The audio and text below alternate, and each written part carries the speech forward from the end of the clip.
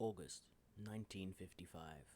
12 individuals were witness to something strange and alien that left them terrified and fighting to defend themselves for over 3 hours. This event would become known by many names: the Kelly-Hopkinsville encounter, the Little Green Men phenomenon, or, as we've titled it today, the Goblins of Kentucky.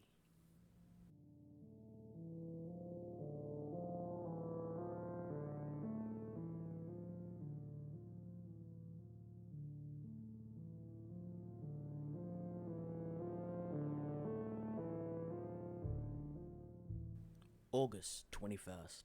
On a sweltering evening in 1955, the Sutton Langford family were hosting friends, the Taylors, a couple hailing from Pennsylvania. Our events are set in motion this evening.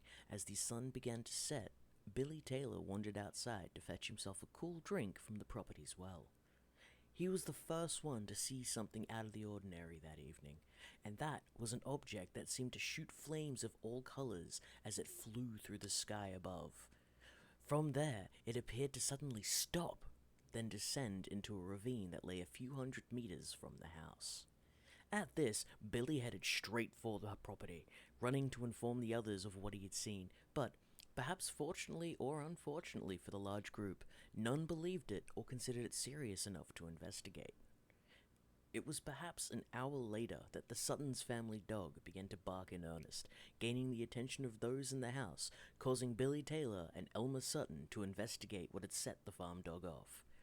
It's at this time that the dog then crawled and hid under the house, remaining there for the rest of the evening and well through the night.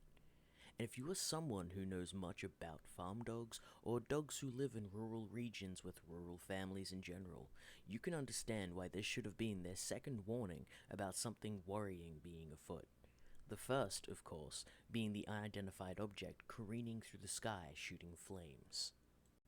The men stood on the porch, looking out into the twilight and at the trees surrounding the property, and it was then that, coming from the trees, an oddly sized and shaped creature began moving towards the pair as they stood there watching, likely confused at the being that was moving before them. It stood between 3 and 4 foot tall, its skin an odd metallic color that seemed to glow, curled, clawed hands at the end of painfully thin arms. Its ears stood out, bat-like in their shape, with a bulbous, smooth head and a long, singular slit for a mouth. Its eyes glowed as well as it approached the pair, arms raised unusually in the air. Was it a threat, or was it simply an approach? Its legs appeared to have atrophied, or even wasted away from what appeared to be a lack of use. You see, it did not crawl or scutter forward. It hovered, floating forwards, its arms acting as a form of ballast as it approached the pair. It grew nearer and nearer to the porch, until the men, terrified and confused by the sight of the ungodly figure before them, dashed to grab their weapons and halt the creature from approaching them and their families that hid inside. After the unnerving encounter, causing the creature to flee, the pair agreed that not only had they shot, but they had shot and hit the creature multiple times. But rather than fall or counterattack, the creature simply rolled or somersaulted backwards, retreating to the woods, never halting in its eerie hovering, its arms holding high in the air. It was then that Elmer shot at another that had snuck up behind them, and from the roof of the porch reaching for Billy's hair, this one did fall. But as it did, it seemed to float towards the group and towards the ground rather than drop, as if gravity had truly never acted on it. More and more started appearing around them, one at a side window of the house, another in the trees close by. For hours and hours the men continued to fire, trying to keep the creatures away, fearing for their families inside. But more kept appearing, so the men kept firing. During the evening-turned siege, one of the adults pleaded with the pair to stop firing, explaining the fear that the children felt and how hysterical those inside were becoming about this unknown threat and the continuous gunfire. It was luckily, or perhaps unluckily, as we can never really know what would have happened, that whilst the pair did disagree, pointing out that the creatures would not stop coming and seemed to be purposefully trying to terrorize the group. And truly, if something was so intent on coming towards the sounds of loud, rapid gunfire, I too would not have considered it to be a friendly being.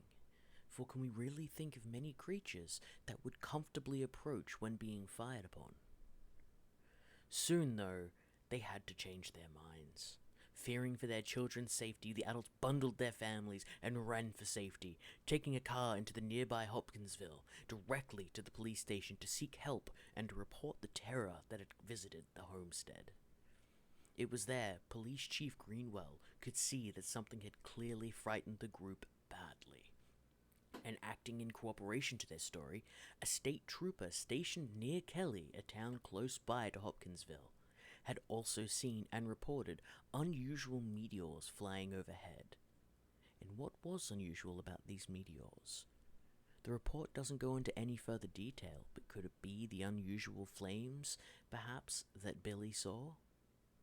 It was during the early evening that they first sighted these meteors, but they actually continued during the Battle of the Farm.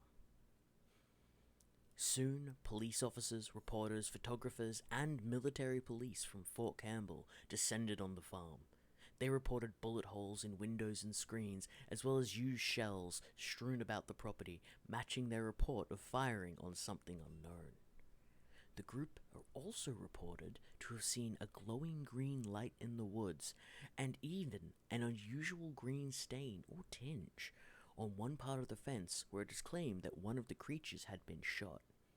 It is unfortunately noted that no one at the scene grabbed a sample of the oddity for analysis. Perhaps if they had, we might have had some more answers. Eventually, though, the investigators and reporters left, all finding themselves unable to come to a conclusive result. The large group returned, trying to salvage their night and perhaps get what little sleep they could, as by this stage it was well past midnight. Unfortunately, it was not to be. That very same night the creatures returned, peering and peeking into the windows, terrifying the group huddled inside, perhaps knowing already bullets had had no effect on the frightful beings. There were reports that during that night from their neighbors, the family again fled, not returning till past dawn when the creatures had again disappeared and ceased their terrorizing of the family. Investigators and media who had become embroiled in the incident came away from the experience and from the families involved in their stories with two things. The first, no concrete evidence to hold and show, as there was very little doubt that something had happened, but not what. The second was that there was very little doubt that the terrified witnesses were telling the truth of the horror they'd witnessed and endured. None had deviated from the story in all its retellings, and all had given the exact same account, remaining consistent to a man.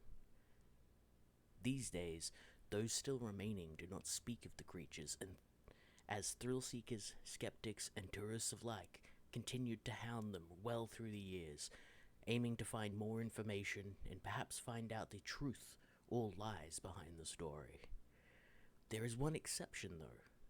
Geraldine Hawkins, the daughter of Elmer Sutton, came forward in 2002, stating that, in her mind, there was absolutely no doubt about her father telling the truth of what he had seen and what had occurred on that awful night. So what do you think, friends?